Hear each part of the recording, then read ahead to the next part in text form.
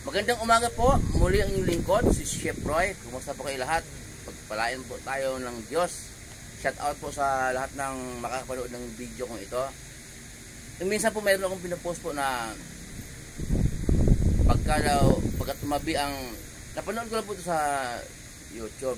Saka yung mga nagsasabi rin sa mga noon, mga bata pa ako, may mga nagsasabi na pagka daw po ang hating gabi, pag tumabi sa'yo yung alaga mong pusa, may nakikita pong bad spirit.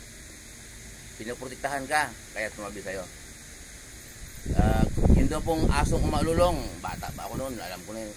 Kahit ngayon po, matulog ako hating gabi, marinig ko yung mga aso dyan sa paligid umalulong. Nakakakita daw ng bad spirit. Masamang espiritu po, alagad ni Satanas. Okay?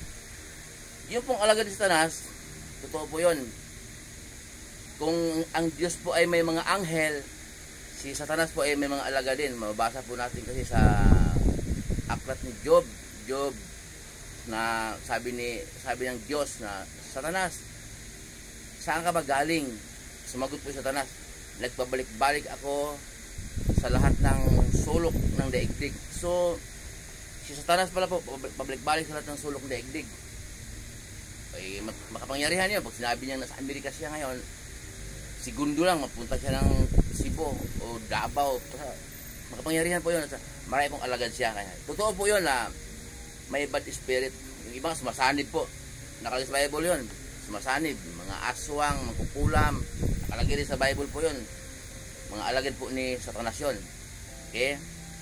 Kaya po, nabanggit po na yung lingkod na stayin po ako dito sa work ko. Sabi ng iba, Chef Roy, hindi ka ba natatakot kasi mga iba dyan, mga nauuna sa'yo, nakakita ng bata, nakakita ng white lady? Sabi ko, hindi, wala ko naramdamang takot pagdating sa mga ganyan. Kasi nga sabi naman ng isa, siyempre hindi mo kapakita sa'yo yun kasi baka dadasalan mo.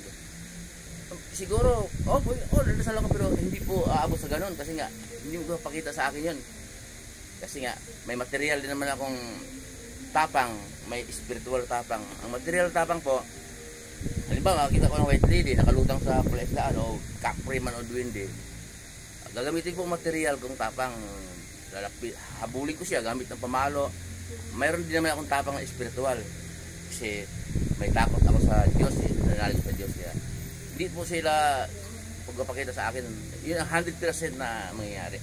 Mayroon din pong pumalag, mayroon dong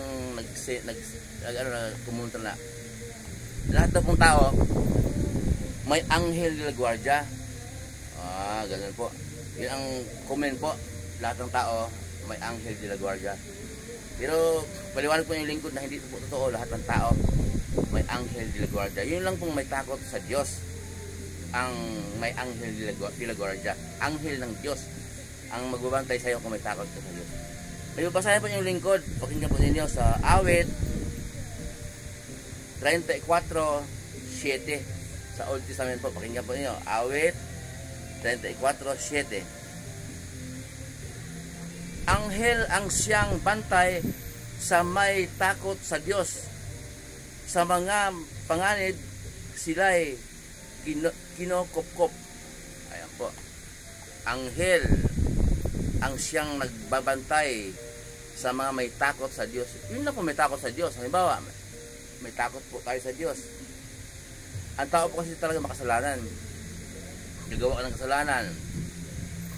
Magnakaw ako. Dugasin ko yan dahil kailangan ko ng pera. Kupitin ko yan dahil kailangan ko ng pera. Pero dahil po may takot ka sa Diyos, maalala mo ngayon yung baka magalit siya yung Diyos. So may takot. Hindi mo ituloy, nananaig yung banal espiritu. So may takot nga sa Diyos. Gagawa ka ng, ang ganda ng babae, may asawa ka na. Kalimutan mo na yun kasi nga masama po yun. Kasi kadalas sa atin ngayon pagka nakakita ng maganda, type ka kahit may asawa, nagpapanggap ng binata. Pagka ganun po, wala kang takot sa Diyos. Wala ka anghel de la guardia. Ayon sa binasa niyang lingkod.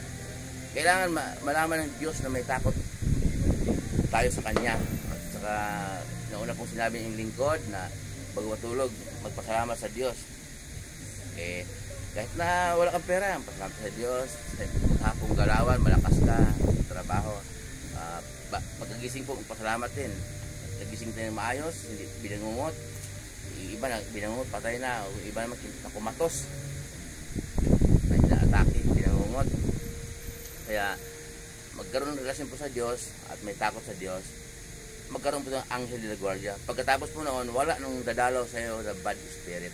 Tungkol po sa mga pinupost ko na yung pusa na pag tumabi sa iyo, nakakita ng masamang espiritu at pinoprotektahan ka. Hindi ko alam kung totoo yun kasi walang mga nakasulat sa Bible noon. Basta ang ating pong pinamuhay araw-araw po, ang turo ng ating Panginoong Jesus. Inuulit ko na yung lingkod. Mabasa po sa Mateo 17:5. Sinabi, tinig mula sa langit. Ang disamang sabi, ito ang minamahal kong anak na lubos kong kinalulugdan. Pakinggan ninyo siya. So, ang pakinggan po natin ang turo ng ating Panginoong Jesus, no? Mabasa po natin ang mga turo ng ating Panginoong Jesus. Mabasa po natin sa Mateo hanggang bago magpahayag aklat ni Judas. Lahat po yung puro turo ng Panginoong Jesus. Huwag po tayo makinig ng kanyang turo. Muli po yung lingkod, si Chef Roy. Pagpapalain tayo ng Diyos, ingatin tayo ng Diyos, kasamahan kayo ng Diyos kahit saan kayo pupunta, mga trabaho ang pinasukan ninyo, mga negosyo, kahit anong pinagkakitaan niyo sa buhay ayon sa kalooban ng Diyos, pagpapalain po tayo ng Diyos.